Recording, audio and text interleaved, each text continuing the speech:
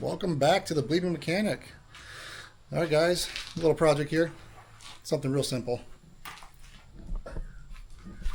Daughter's mountain bike.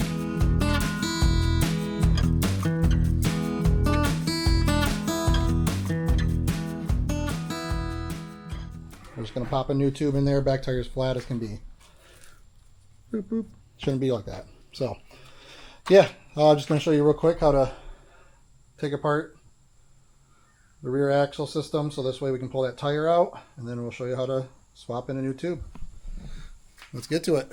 All right, so what we have is we have to get this tire and tube off the rim, which we can do, but we have to get the rim off the bike to be able to change it all out.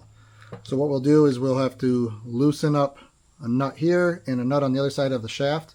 That will allow us to then lower that tire away. So let's go ahead and start doing that.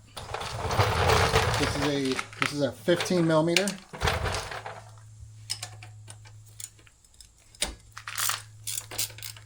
Loosen this side up, and then also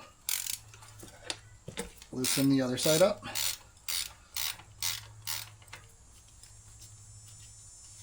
And as we're loosening them up, what's happening is these forks are actually spreading apart. So I just want to loosen enough that it'll just slide out. Alright. Actually, you know, I'm going to do something here. This is something I usually do, and I don't know why I didn't think about this. And this is now loose, but I'm going to flip this over.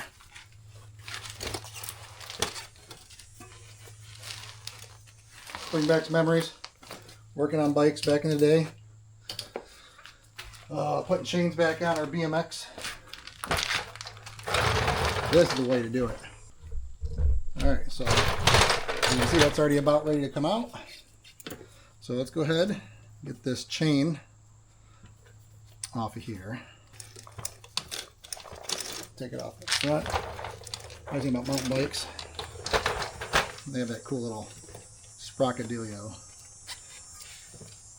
Squeeze the tire around the brake, and boom, there we go. Tire is off.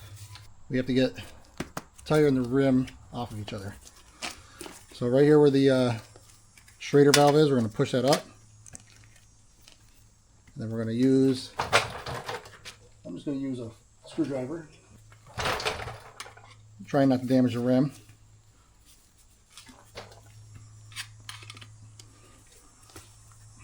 Pop the tire over the edge of the rim.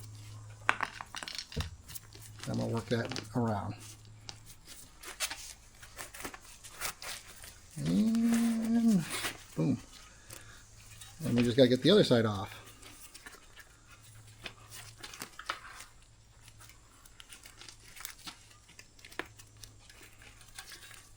You can use the screwdriver again, but it's going to be really easy at this point. We're just going to peel it off like a banana. Boom.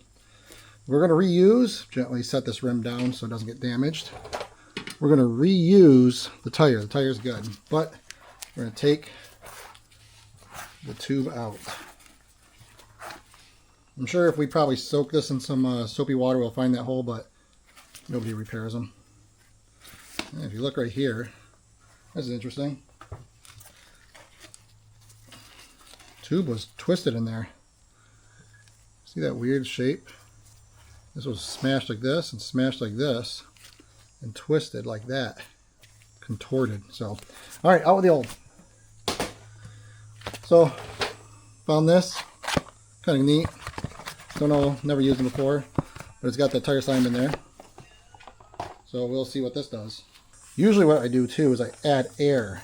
And that kind of holds itself in there, which I will probably end up doing here. I just want to get it in here first. So the big thing that we don't want, kind of what we had in that first one, was it was all twisted. So I'm get back in there.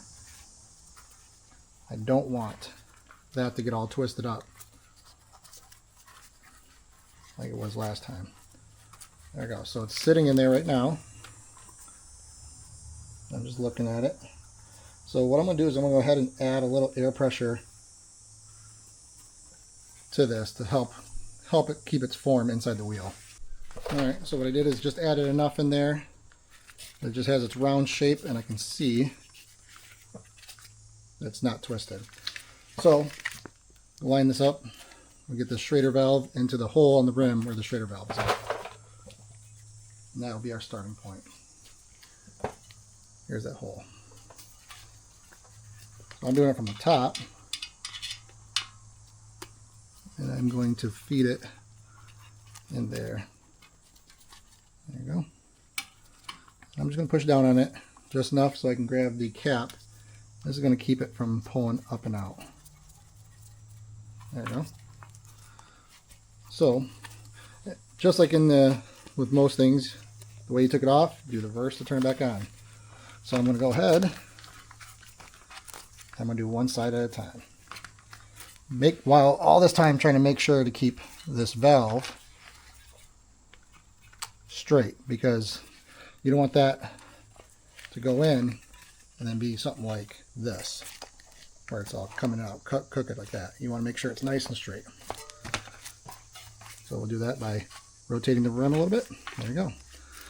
So there you go, like it. And get it started.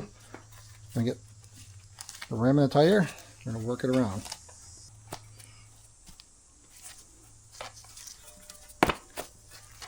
Plops in there. Plopped in there quite a bit. Almost there. Home stretch. And bloop. There you go. Line this back up to make it nice and straight. Sorry. Got to come out before we squeeze it past the brake pads. Now we squeeze it past the brake pads. There we go. I'm going to slide this over that groove. So we just got it in there. We're going to have to adjust this afterwards. We do want to make sure it sits straight in there. I'm going to go over there. There you go. Chains on that first gear now. This comes up and over. And then back around the pedal. Back around the sprocket in the front. There you go. Looks like it goes on the middle tooth for now. There you go. Alright, so that's the chains routed properly. So what we got to do is we have to make sure the tire is sitting center. So what we're going to do is we're going to take and eyeball this, make sure the wheel is in line with the frame and tracking straight.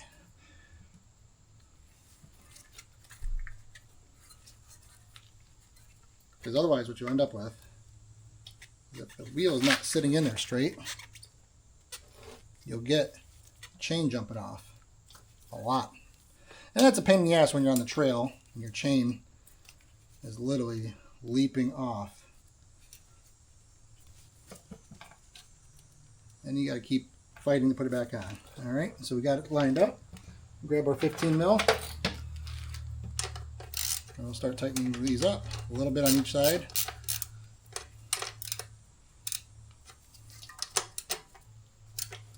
Oh, this thing's walking out on me. Might have to get a wrench on that inner one real quick. Just tighten this side down real quick. Okay. That should help hold this side.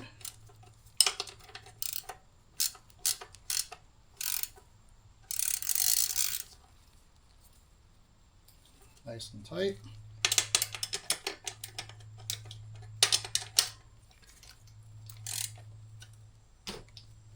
All right. There we go.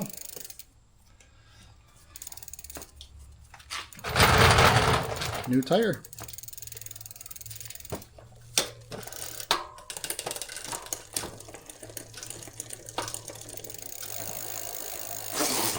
That's it.